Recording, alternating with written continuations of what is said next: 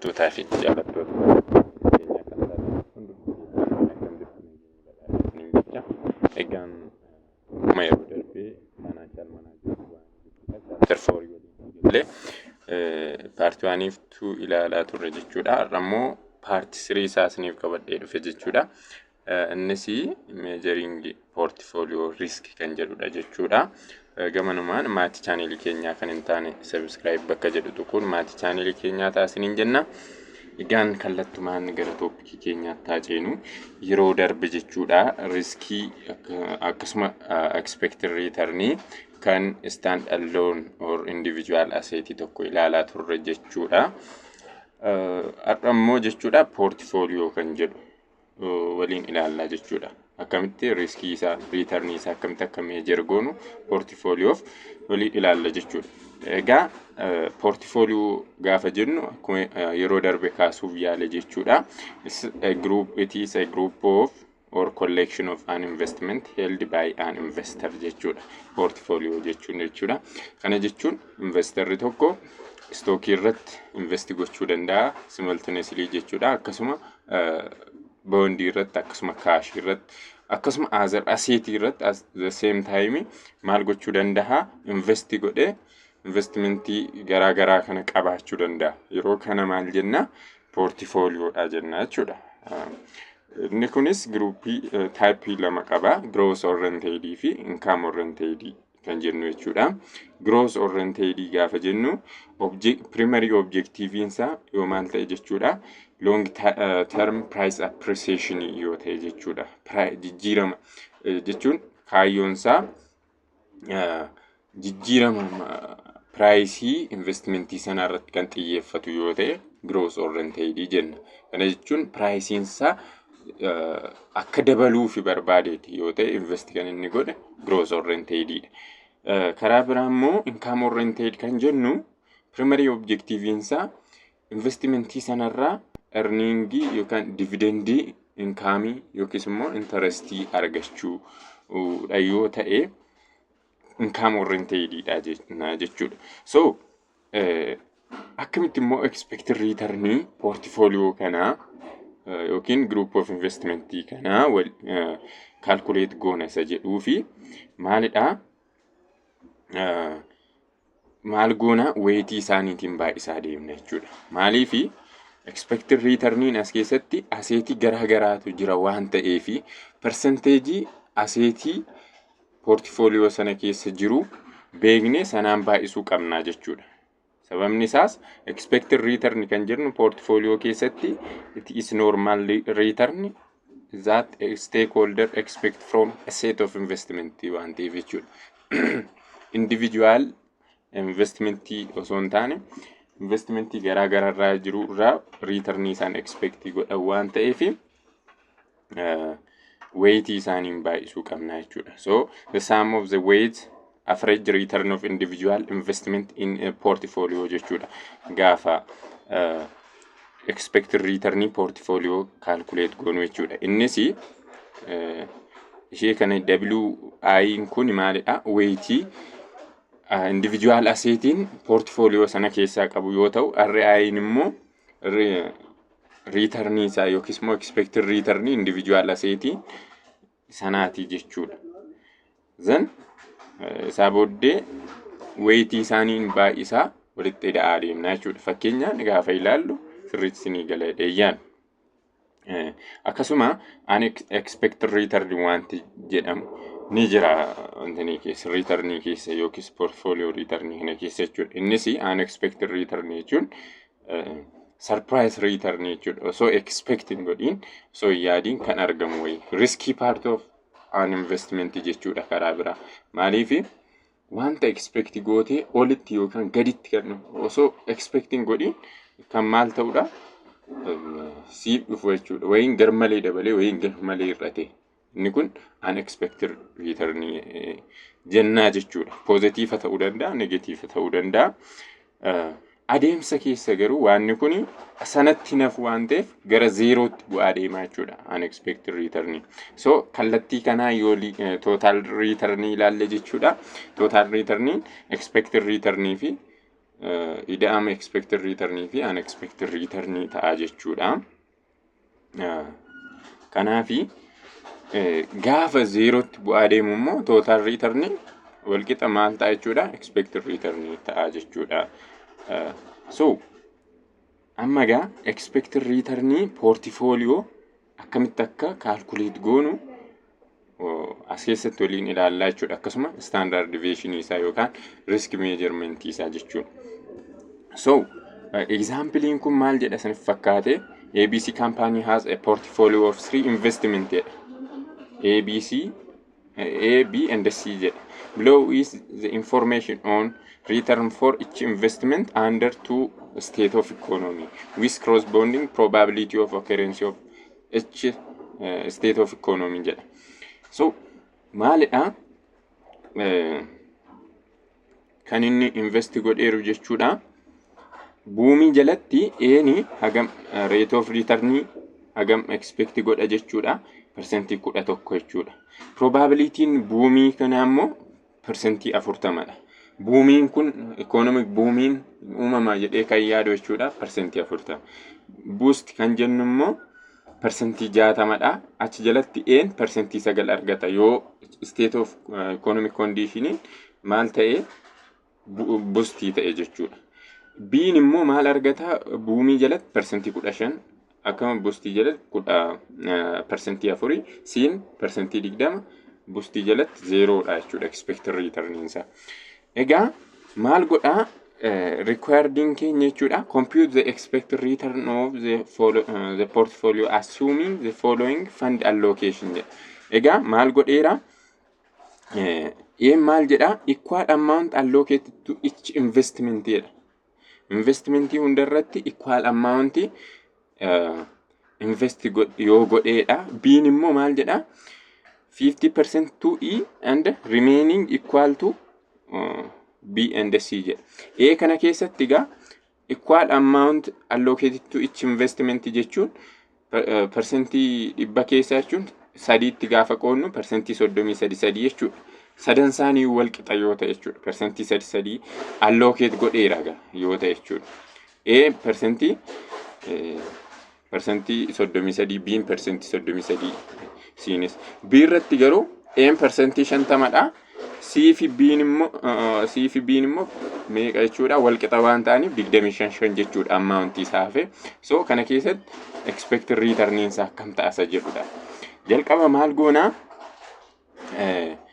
A'fis B'fis expected return isaanii barbaannaa jechuudha. Expected return A, B'fis, D'fis akkasuma C'fis jechuudha. Jalqaba buumii irratti percentii 11 dha. Percentii 40, percentii 11 yeroo baay'isnu percentii 4.4 ta'a. Boostii jalatti percentii 60 dha. Percentii 60 percentii 9 yeroo baay'isnu percentii 5.4 ta'a. Zan isaa booddee walitti daana ati buumii fi boostii kana irratti jechuudha. Zan expected return kan A arganne jechuudha. Expected return A erga argannee booda jechuudha, weightii isaatiin baay'isne. Weightiin isaa wal qixa jenne A keessatti jechuudha. A keessatti wal qixa jenne innis percentii 33. Expected return isaa kana percentii 33 yeroo baay'isnu meeqa arganna? Percentii 3.27 arganna. Amma immoo B'tti ceena jechuudha, investment B. Buumii jalatti percentii 40, isaa booda expected return isaa meeqadha? Percentii 15. So gaafa waliin baay'isnu percentii 6 ta'a. Boostii jalatti immoo percentii 60 jennee probability isaa booda return immoo hagam argata? 4%. Meeqa arganna? Isaa booda gaafa waliin baay'isnu 2.4 arganna. Then ati buumii fi expected return buumii fi boostii kana gaafa walitti daanu expected return investment B keenya arganna jechuudha. Innis 8.4 kana. Isaa booda weightii isaatiin baay'isna. Kana weightii isaatiin gaafa baay'isnu percentii 33 jechuudha. 2.8 nu dhufa jechuudha, percentii 2.8. Akkasuma C's akkasuma waliin baay'isaa deemna. Buumii irratti percentii 40 baay'isu, rate of return isaa percentii 20. Boostii jalatti percentii 60 baay'isu, rate of return isaa 0% dha. 0 nu dhufa. Isaa booddee expected return sii keenya percentii 8 dhufa. Percentii 8 fi percentii 0 gaafa walitti dhaanu jechuudha. Zan maal goona? Percentii 33 yookaan weightii isaatiin baay'isne. Erga weightii isaatiin baay'isne portfolio expected return keenya argachuuf jechuudha. Weighted average return A plus weighted average return B plus weighted average return C walitti adeemna jechuudha. Gaafa walitti dhaane tootaaliin nu argannu maal ta'a jechuudha? Portfolio expected return ta'a jechuudha. Keesii kana keessatti meeqadha jechuudha? 8.74% ta'a jechuudha. Weightii bifa kanaan jechuudha. Bifa kanaan hojjetama. Yeroo keesii B keessatti immoo maalidha? Kan jijjiirame jechuudha. Weightii isaanii qofaa jijjiirame. Weightii isaanii qofaatu jijjiirame. Innis maalitti jijjiirame jechuudha? B irratti maal jedha? N percentii 50dha. B fi C immoo walqixa jedhe. Walqixa gaafa jedhu percentii 50 hafe walqixa gaafa qoodamu percentii 25 jechuudha. So haaluma duraan hojjechaa deemneeti garuu weightii isaanii qofaa jijjiirame. Kan A percentii 50 baay'isna jechuudha expected return isaa. Kan B immoo maal goona percentii 25 baay'isna jechuudha. Kan C percentii 25 baay'isna weightii isaa jechuudha. To get weighted average return jechuudha. Weighted average return argachuuf weightii mashee jijjiiramte kana duwwaa jijjiirama malee waa biraan jijjiiru jechuudha. So kanaaf kan A expected return dur arganne sana percentii 50 gaafa baay'isnu percentii 4.9 ta'a jechuudha. Kan B yoo percentii 25 baay'isna.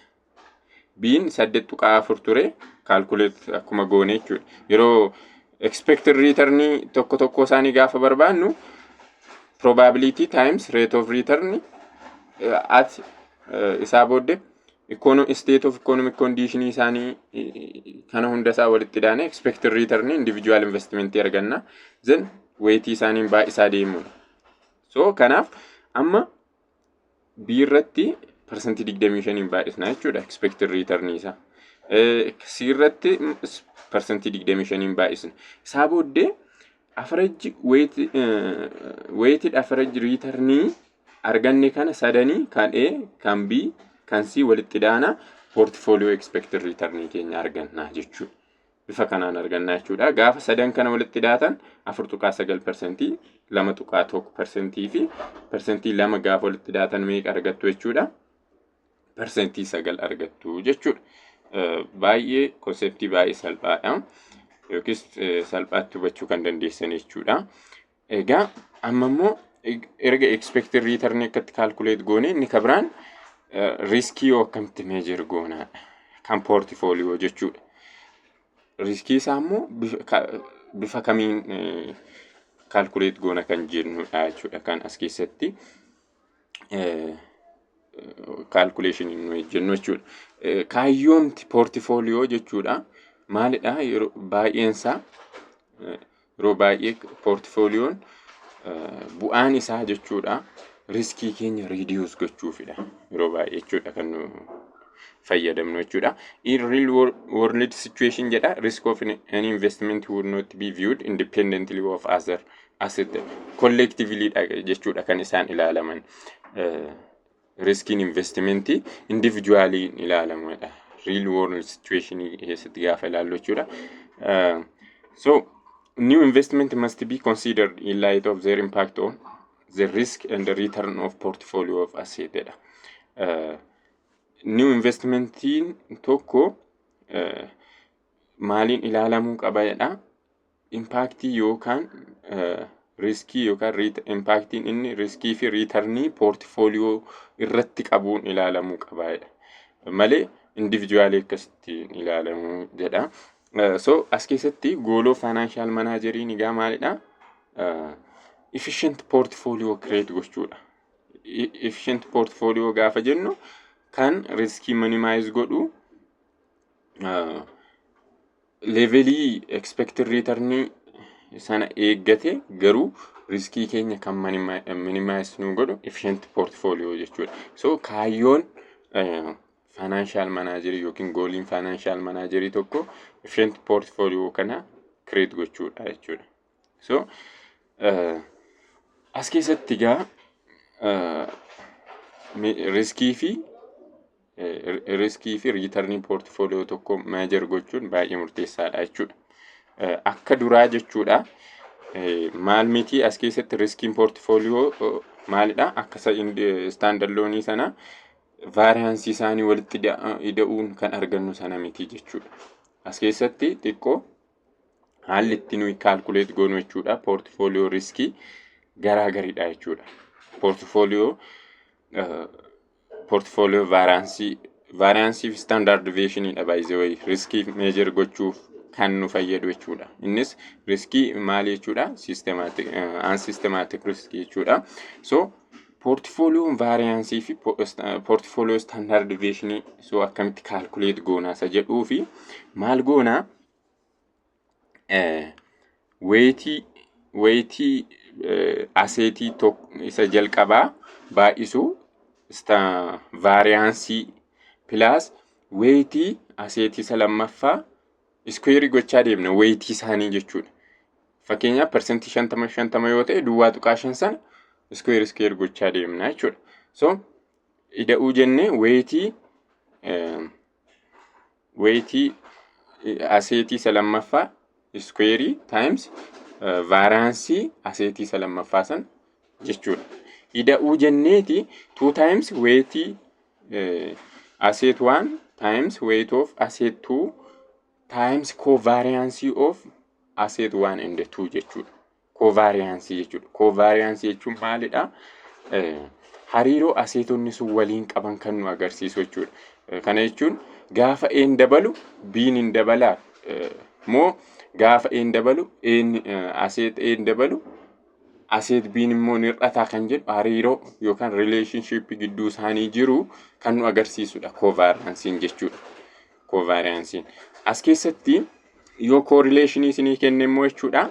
Correlation yoo isiniif kenne bakka ishee kanaatti jechuudha 2 times weight of asset 1 times weight of asset 2 times covariance isa jedhu kana yoo correlation isinii kenne covariance dhowwatee jechuudha maal gootu 2 times weight of asset 1 times weight of asset 2 times correlation times standard deviation of asset 1 times standard deviation of asset 2 jettu jechuudha. Ishee kana yoo correlation isinii kenname covariance dhorkate jechuudha.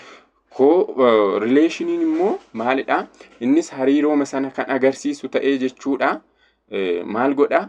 Hariiroon isaan gidduu jiru sun immoo cimaa moo laafaadha kan jedhu wayi nutti agarsiisa garuu correlation jechuudha. Covariance caala. Covariance inni kun gaafa dabalu inni kun hin dabala gaafa hir'atu hin hir'ata waan jedhu yaada akkasii qofaa nuu kenna.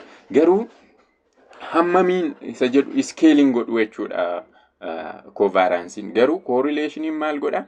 Scale hariiroo gidduu isaanii sana jiru nuuf kenna jechuudha. Yeroo baay'ee 0.1 fi negative tokko waan akkasii gidduudha jechuudha. Tokkoo fi negative tokko gidduudha correlation jechuudha. So kanaaf correlation hariiroon isaan gidduu jiru kuni strong moo weak dha kan jedhu nutti agarsiisa jechuudha. Amma fakkeenyaaf tokko yoo ta'e jechuudha correlation isaanii strong positive relationship gidduu isaanii jira jechuudha. Kana jechuunis strong positive relationship jechuun amma fakkeenyaaf asset A ni riskiinsa percentage 10 dabala yoo ta'e asset B nis percentage 10 dabala jechuudha. Yaadi correlation jechuudha. Scale isaan ittiin dabalan yookiin hariiroo gidduu isaanii jiru ciminaaf laafina isaallee nutti agarsiisa jechuudha correlation. So yeroo covariance isinii kennamu bifa kanaan hojjettu. Correlation yeroo isiniif kennamu immoo maal gootu? Covariance ishee jettu kana correlation times yetti standard deviation of asset 1 and asset 2 jettu jechuudha. Kana jechuun 2 times weight of asset 1 times weight of asset 2 times correlation asset 1 and asset 2 times standard deviation asset 1 and asset 2 jettu jechuudha. Kanaaf bifa kanaan kan isin calculate gootanii jechuudha. Portfolio variance jechuudha. Sirrii formula kana qabadha. Then standard deviation gaafa jennu square root of variance akka ta'e beektu waan ta'eef kun baay'ee ulfaata natti hin fakkaatu. So bifa kanaan formulaa isaa erga qabannee jechuudha. By the way kuni formulaa maaliiti? Formula covariance ti. By the way definition isaa baay'ee siniif himeera. Positive covariance jechuun the same direction jechuudha. Negative covariance gaafa jedhu immoo gaafa jedhamu immoo opposite direction een gaafa dabalu biin ni hir'ata jechuudha. Kana negative jechuun kana erga qabattani garuu hariiroo garaagarummaa covariance fi correlation gidduu jiru sirriitti adda baastanii beekuu qabdu. Covariance fi correlation more search godhaas hin barbaachisa. Formulaa isaa akkamitti akka hojjetamu jechuudha. Akkamitti covariance yeroo baay'ee as keessatti ni kennama. Siniif kennama qormaataa fi garuu maalidha beekuu qabdu sirriitti formulaa isaanii sirriitti qabachuu qabdu. Maaliif application isaa guddaadha waan ta'eef finance keessatti formula correlation fi covariance sirriitti qabadha. Statics irra deeply jira waan ta'eef jechuudha. So kan arga jennee gara fakkeenya garaagaraatti yoo ceene ilaalle gaariidha.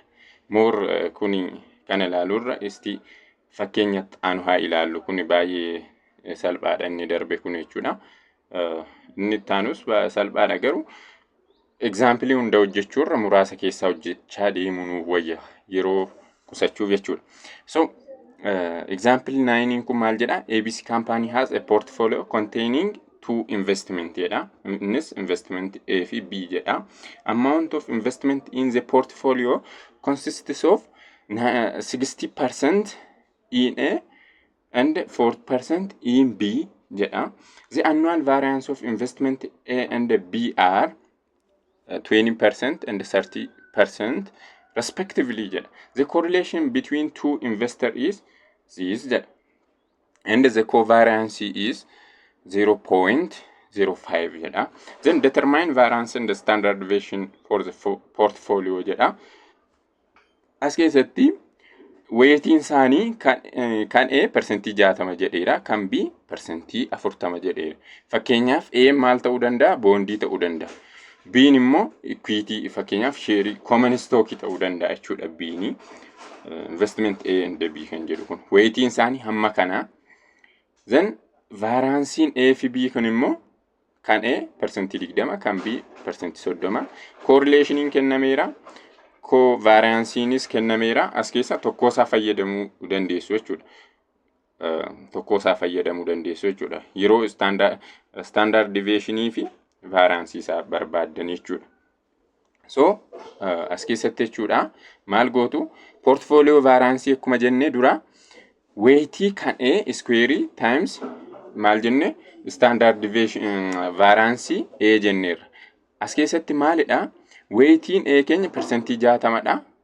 Square goona.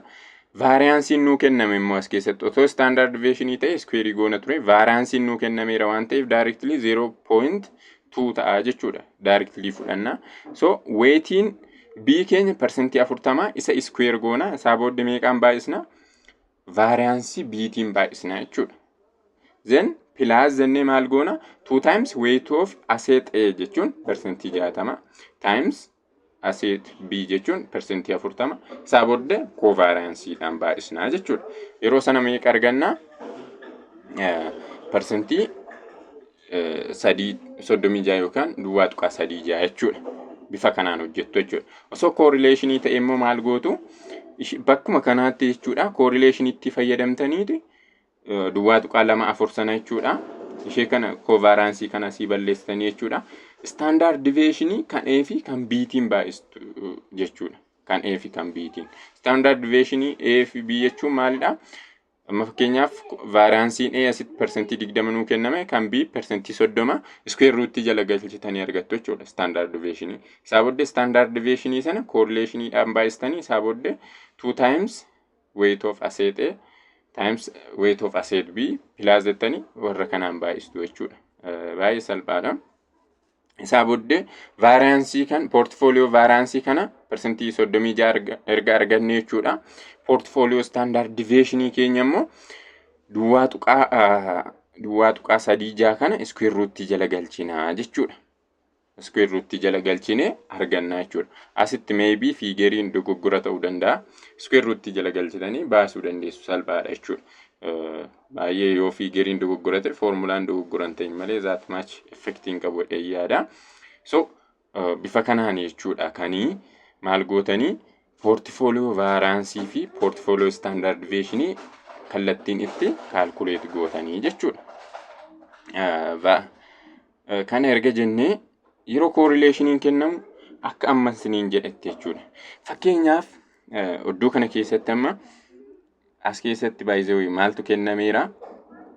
Equally kuno standard deviation isaa kennameera, expected return weighting isaanii kennameera. Dabalataan maalidha? Correlationiitu kenname jechuudha. Correlationiitu kenname jechuudha. Formulaa sasinitti agarsiiseen darba iddoo kanatti jechuudha. Yeroo just sirriitti akkasiniif galuuf jechuudha. Amma maal gootu jechuudha? Kan kanarratti correlationiin maal kenneera jechuudha? Tokko jechuudha. Perfectly correlated jechuudha. Kana jechuun aseexeen percentii 20 dabala taanaan biinis 20 dabala jechuudha. In the same direction. So negative tokko jechuun immoo perfectly negative correlation jechuudha. Kana jechuun aseexeen percentii 20 dabala yoo ta'e aseet biin immoo percentii 20 gadi bu'a jechuudha. Negative correlation. So kana erga qabattani portfolio variance akkamitti akka calculate goonume as keessatti kallattii isaa san agarsiiseen darbaa jechuudha. Kan irratti amma fakkeenyaaf maal goona? Variancein A fi B nuu kennameera. So M fi N nuu kennameera. Irratti correlation nuu kenname. So akkamitti calculate goona irratti. So maalidha amma formulaan keenya maal ta'a? Weight isaa jechuudha. Duwwaa tuqaa 5 miti kan square goona isaa times jenna. Standard deviation A keenya kana maal goona? Square goona jechuudha. Duwwaa tuqaa 2 kana jechuudha. Square goona plus jenna. Weightiin A keenya duwwaa tuqaa 5 square goona times jenna.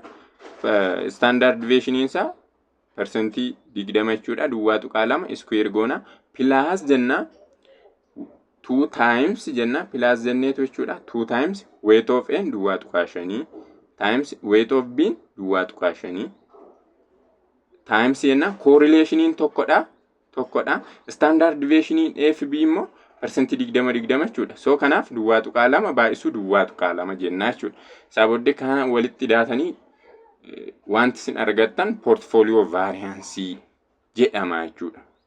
So bifa kanaan kan nuyi calculate goonu jechuudha. Waan amma calculate godhe kana maal gootu jechuudha? Maal gootu calculator itti galchitanii waan isinii dhufa jechuudha. Duwwaa tuqaa 2 kana by the way bakka kanatti jechuudha square gochaa deemuu qabdu. Oddoo weight square erga gootanii variances sorry standard deviation bakka kanatti arganne kanas square gochaa deemtu haga kanaatti jechuudha. Akka kanaatti square gochaa deemtanii wanti isin argattan portfolio variance jedhama jechuudha. More formula isaa kuno sirriitti bakka kanaa qabadhaa sirriitti ila akka wal jala siniin dhoofnee fi formula kana sirriitti qabadhaa siniinan jedha. Formulaan kun baay'ee murteessaadha. So kan erga qabattanii just lakkoofsumatti galchaa deemuudha. Inni taanu jechuudha. Maalidha? Diversification and portfolio risk kan jedhu jechuudha. Diversification fi portfolio risk. Diversification akkuma dura kaasuuf yaale jechuudha. It is spreading an investment across number of assets to eliminate risk jechuudha. As it can reduce variability of return around the expected return jedha jechuudha. Kana jechuun riskii aseetii tokko innis maalidha? Unsystematic riskii aseetii tokko hir'isuuf jecha unsystematic aseetii tokko hir'isuuf jecha investmentii keenya different company ta'uu danda'a, different aseetii ta'uu danda'a, different country ta'uu danda'a. kanarratti kan nuyi invest goonu maalidha? Diversification jenna jechuudha. Diversificationiin immoo riskii hunda eliminate godhachuu miti. Riskiin mainly lama jira inni systematic fi unsystematic jenne. Systematikiin overall economy kan affect godhudha jenne. Unsystematikiin garuu specific company kan affect godhu jenne. Kanaaf diversificationiin unsystematic riskii qofaadha kan inni eliminate godhu jechuudha. Malee systematic riskii eliminate gochuu hin danda'u jechuudha. So it is essential to create creation of an efficient investment jechuudha. Efficient investment jechuun egaa an asset or portfolio of asset is considered to be efficient if no other asset or portfolio of asset offer higher expected return with the same risk or lower risk with the same higher expected return jechuudha. Kana jechuun amma portfolio ani maal godhe build godhe tokko jechuudha. Efficiency dha jechuu fi yoo maal ta'edha efficiency dha kan jedhamu expected return the same risk high expected return the same risky kan kennu kabiraan yoo hin jiraanne jechuudha. Alternativein biraa higher expected return fi portfolio an build godhe sana wajjin immoo riskiin isaa the same kan ta'e hin jiru yoo ta'e, yoo karaa biraa immoo risky lower risky ta'e garuu the same expected return kan kennu jechuudha. Compared to the portfolio I build jechuudha. Sana wajjin gaafa compare an godhu lower risky garuu immoo expected return kanan build godhe sana wajjin expected return isaa wal fakkaataa kan ta'e hin jiru yoo ta'e alternative biraan portfolio an build godhe sun efficiency dha jechuudha. Kanadha efficient portfolio kan jennu jechuudha. So diversification immoo gosa garaa garaatu jira. Innis simple diversification kan jennu equally just randomly select kan ta'e fakkeenyaaf equally weighted percentage 50-50 jechuudha. Waan akkasii across industry diverse gochuu dandeenya. Fakkeenyaaf finance industry, construction industry irratti invest gochuu dandeenya. Akkasuma transportation, utility, consumer product across different industry jechuudha. Inni akkasii gosa diversification keessaa isa tokko. Kan biraa immoo different geographical area ta'uu danda'a, different company ta'uu danda'a, different country ta'uu danda'a. As taa'ee biyya alaatti kaampaanii Ameerikaa keessa jiranitti maal gochuu danda'a? Invest gochuu danda'a. Akkasuma China keessatti invest gochuu danda'a. Inni akkasii international diversification jedhama jechuudha. So diversification keessatti conceptiin beekuu qabdan jechuudha. Maalidha? Correlation isaan gidduu jiru perfectly correlated ta'uu hin qabu jechuudha. Diversification keessatti correlation gidduu isaanii jiru positively perfect positive correlation gidduu isaanii jiraachuu hin qabu. Kun jiraannaan diversification is nothing jechuudha. Homaa gatiin qabu diversification. Perfectly correlated dha jechuun akkuma dura isinii kaase riskiin aseetii A gaafa percentage 20 dabalu kan B's percentage 20 dabala.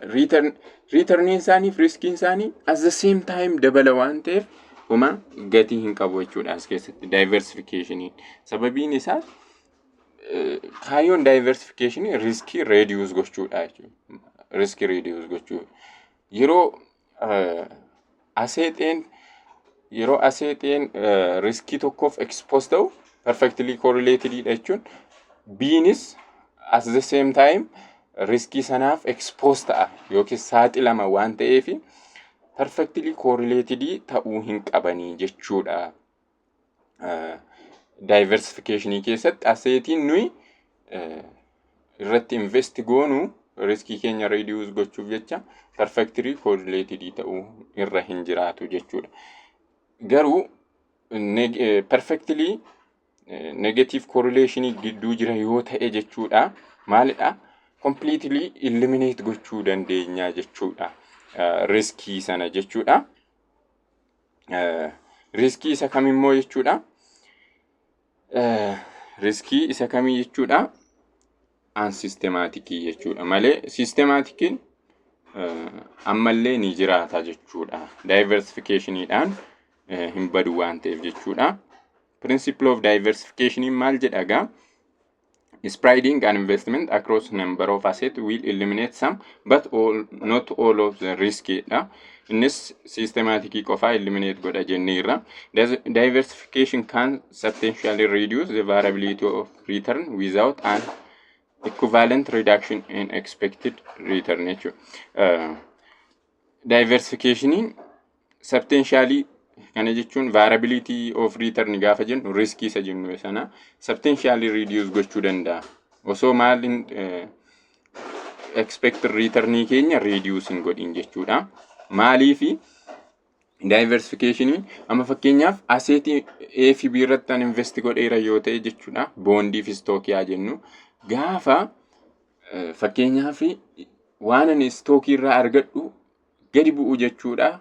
Gaafa waan ani stockii irraa argadhu returniin isaa gadi bu'u kan bondii irraa argadhu immoo ol ka'a jechuudha. Yeroo kana waan stockii irratti gadi bu'e sana isa kamiin offsetan godha jechuudha. Waan ani bondii irraa argadhe sanaan offsetan godha waan ta'eef kanaaf returniin koo ammallee positive ta'a jechuudha. Jechuun kisaaraa keessa wanti nagalchuu hin jiru jechuudha. Inni tokko isa tokko naaf balleessa waan ta'eef riskii isa tokkoon offsetan returnii isa tokkoon offsetan godha jechuudha.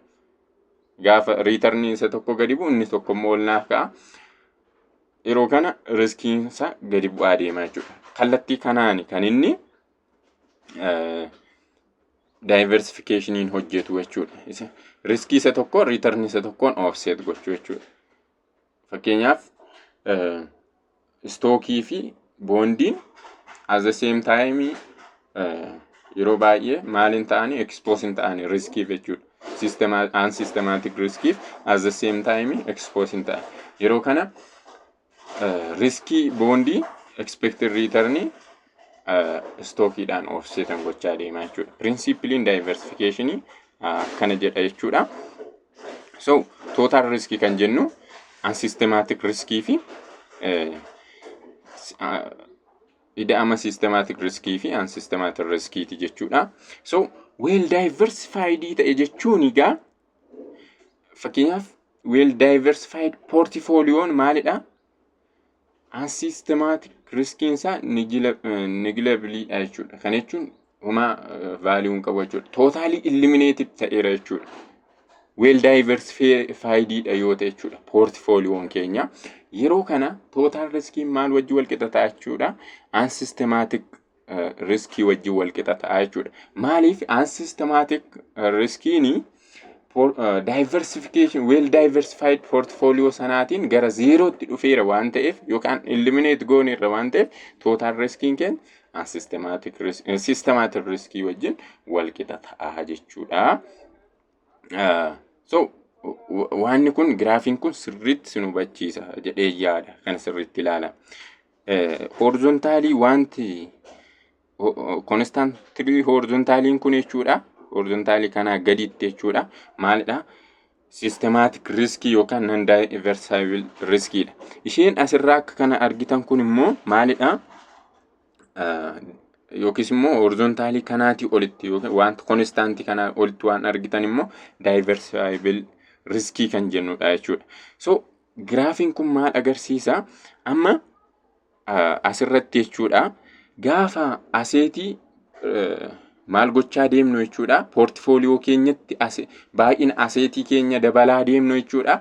Unsystematic riskiin gadi bu'aa deemaa jechuudha. Lakkunu asii qabee jechuudha. Yeroo 10 ta'u lama fakkeenyaaf xinnoo guddaadha unsystematic riskiin isaa. Garuu gaafa guddisaa deemnu jechuudha. Almost gara zeerootti fidaa deemna jechuudha. So riskiin hafu jechuudha non diversifiable risk yookaan immoo systematic riskii qofaatti hafti jechuudha ishee kana gadiitti jechuudha minimum level of risk that can be eliminated by diversification jechuudha gaafa diversify gochaa deemnu jechuudha more portfolio keenyatti aseetii baay'eetti dabalaa gaafa deemnu jechuudha unsystematic riskii keenya even gara zeerootti finne eliminate gochuu dandeenya. Isaa booddee maal qofaatti nuu hafa jechuudha systematic riskii qofaatti hafa jechuudha. Yookiin riskiin nuyi expect goonu systematicii qofaadha jechuudha. Malee unsystematicii well diversified portfolio fayyadamnee maal gochuu dandeenya eliminate gochuu dandeenya yookiis immoo baay'ee reduce gochuu dandeenya jechuudha. Konseptii kana ibsa giraafiin kun akka aseetiin itti dabalamaa deemu diversifiable risk yookaan unsystematic risk gadi bu'aa deema lakkuma asirraa argaa jirtu jedhee yaada. Kabiraan maalidha kan har'a ilaallu jechuudha measuring systematic risk kan jedhu jechuudha.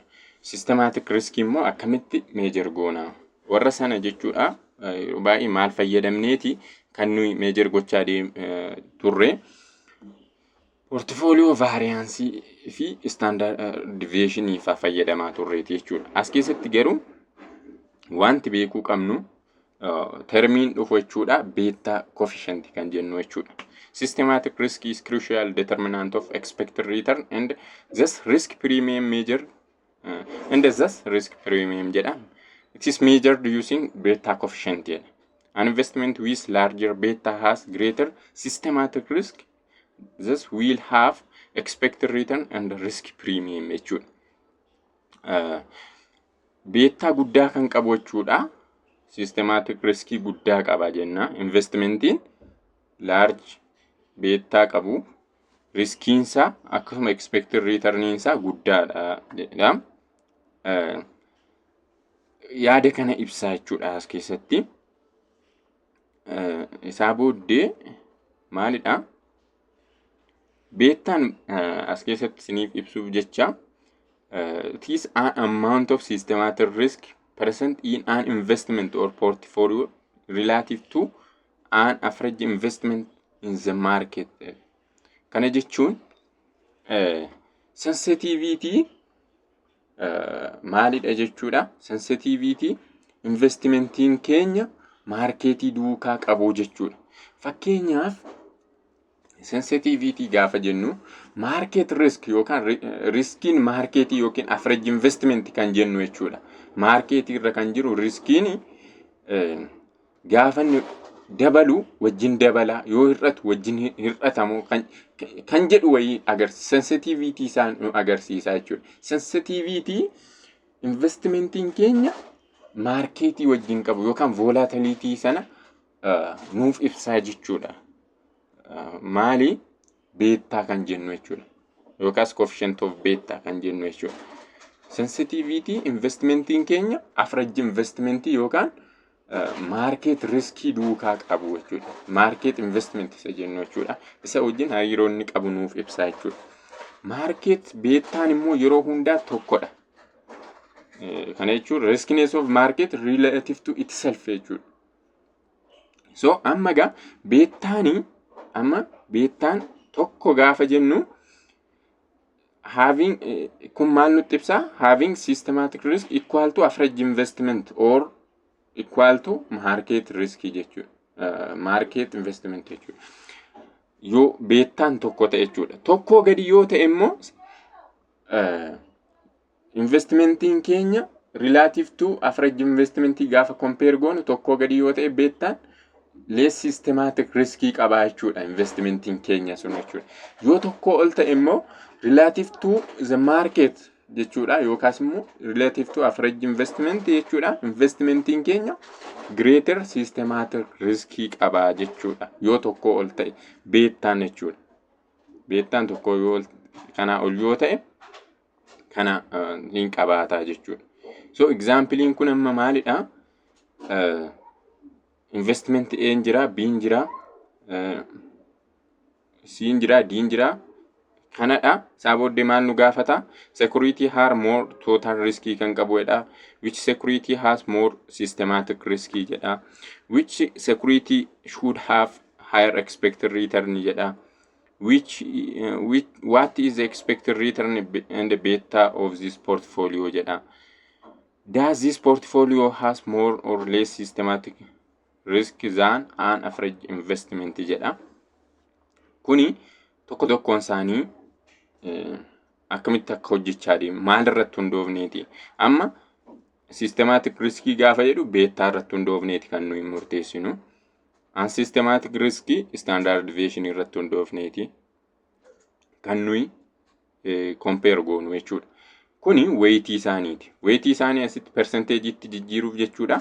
Ida'amoota warra kana hundaa erga baasne kan argachuu fakkeenyaaf 2000 ida'amoota amount invest kan irratti invest goone, B irratti invest goone, D irratti invest goone idaanee kan argannu jechuudha. As keessatti amma fakkeenyaaf meeqadha jechuudha.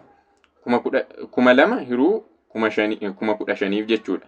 Weightii kan keenya argachuuf percentageidhaan jechuudha. Ida'amni warra kana 15,000 dha. Kan 2000 irra 15,000 jettanii argattu. Weightii isaa percentageidhaan gaafa ibsitan jechuudha. Then isaa booda maal kan calculate goonu jechuudha. Expected return portfolio. Then isaa booda systematic risk fi unsystematic risk isaa akkamitti akka measure goonu jechuudha. Asirratti hojjetamee jira jechuudha. Post gootanii ilaaluu dandeessu. Formulaan ittiin hojjechaa turre kanuma duraadha. Garuu kan asitti wanti murteessuu qabdanii total risk kamtu guddaa qabasa jedhuuf highest standard deviation kan qabudha. Irra jiru deebisuuf. Systematic risk guddaa kan qabu beta coefficient guddaa kan qabudha. Lama erga jettanii harratti maal nu gaafata? Expected return guddaa kan qabu kamii kan jedhuufi isa maal qabudha? Riskii guddaa qabudha. Innis highest beta coefficient guddaa kan qabu jechuudha. Expected return immoo bifuma dureessiniin jedheen hojjechaa deemtu.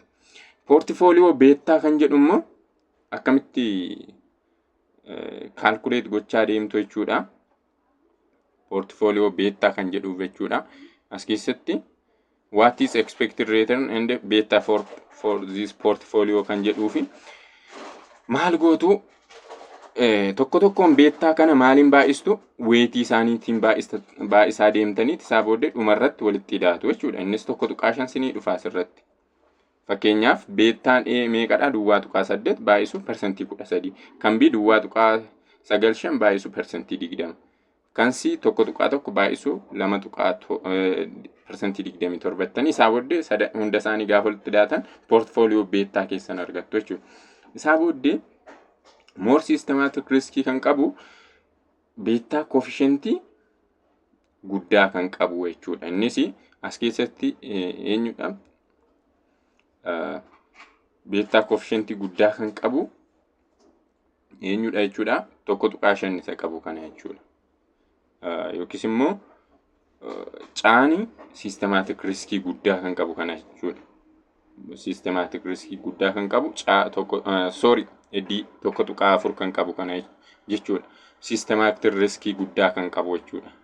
Kanaan murteessitu principally akkamii qaba systematic riskiin there is a reward for bearing risk jedha. Namni tokko callisee riskiin fudhatu rewardin ni jira. Rewardinis returnidha jechuudha. So principally systematic risk maal jedha? Kan inni consider godhu rewardii kam qofaaf jechuudha. It is a reward only for systematic risk jechuudha. Unsystematic risk considering godhu. Maaliif portfolio fayyadamne diversification fayyadamne jechuudha. Diversification fayyadamne eliminate gochuu waan dandeenyuuf systematic risk principle kan consider godhu maal qofa jechuudha. Bearing risk for or systematic risk jechuudha. Kan isaa qofaadha. Expected return maal qofa irratti hundaa'eetidha jechuudha. Kan inni calculate ta'u risky investment is depend only on its systematic risk. Since this unsystematic risk can be diversified away jedha jechuudha. yaada kana of keessaa qaba.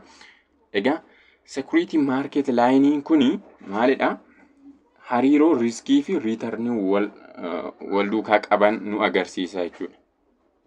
Kana jechuun riskii maaliin meejar goona? Systematic riskii keessatti jechuudha, beettaadhaan jechuudha. Riskii jechuun beettaadhaan kan inni meejar ta'u. So kanaaf asirraa x axis y axis dha. Y axis kanarra kan jiru expected return dha. X axis irra kan jiru beta coefficient dha. So hariiroo return fi riskii waliin qaban jechuudha. Kana jechuun yeroo baay'ee jechuudha, yeroo expected return guddaan jiru maalidha? Yeroo hunda riskii guddaatu jira jechuudha. Kana beekuu qabdu. Gaafa less riskiin jiraatu expected returnis lessii ta'a jechuudha. Maaliif risk and return trade off wanti jedhamu jira jechuudha. Maaliif gaafa riskiin dabalu expected returnis wajjin dabala. Yookiis yoo expected return guddisattan akkasuma riskiin assume gootan guddaadha waan ta'eef risk return trade off jira waan ta'eef jechuudha. So kanaaf riskiin gaafa guddaa ta'u expected return guddaa ta'a. Expected return guddaa gaafa ta'u akkasuma riskiin guddaa ta'a. Leesii yoo ta'e leesii ta'a jechuudha. Kanaaf hariiroo isaanii kana ibsaa jechuudha security market line. Asirratti beettaa fi arri baarii kanaan kan inni ibsu jechuudha bifa kanaan. Innis reward to risk ratio jedhee kan inni ibsu. Kun egaa gara maalitti nu deemsisa jechuudha? Maalitti adeemaa deemna jechuudha? Capital asset pricing model kan jedhu dhufaa deemna jechuudha. Innis maalidha? Akkamitti expected return kan systematic riskii qabu, kan riskii assetii tokko jechuudha. Akkamitti akka calculate goonu kan lafa nuu kaa'udha. Yookiis immoo required rate of return riskii asset tokko kan ittiin calculate goonu yookiis immoo sana argachuuf kan nu fayyadu capital asset pricing model kan jedhu jira jechuudha. More investment and portfolio management keessatti caalaatti waggaa arfaffaatti ni barattu warri waggaa sadaffaa jirtan jechuudha. Capital asset pricing modeling kun assumptionii garaa lafa kaa'aa jechuudha. Assumptionii baay'eedha kan inni lafa kaa'u. Yeroo achi geessan barattu garuu deemee formulaan inni lafa nuu kaa'u jechuudha. Expected return of risk asset yookiis immoo kan as keessatti gaa kan consider gochaa jirru systematic riskii keenya qofaadha jechuudha. So kanaaf expected return asset sana yookiin portfolio keenya maal ta'a jechuudha? Risk free asset plus jenna beta coefficient times required expected return of market minus risk free asset nu ta'a jechuudha. Into jenneeti formula kana jechuudha. Expected return investmentii tokko kan ittiin calculate goonu jechuudha. Bifa capital asset pricing modeliidhaan yeroo maal qofaa consider goonu jechuudha? Systematic riskiin. As keessatti consideration keenya unsystematic riskiin akka completely eliminate ta'etti consider waan goonuuf jechuudha. As keessatti gaa yeroo formula kana erga lafa nuu kaa'e capital asset pricing modeliin karaa kuni kan inni isin agarsiisaa jiru kun jechuudha. Akkamitti akka derive ta'edha. Caalaatti bara dhufu barattu.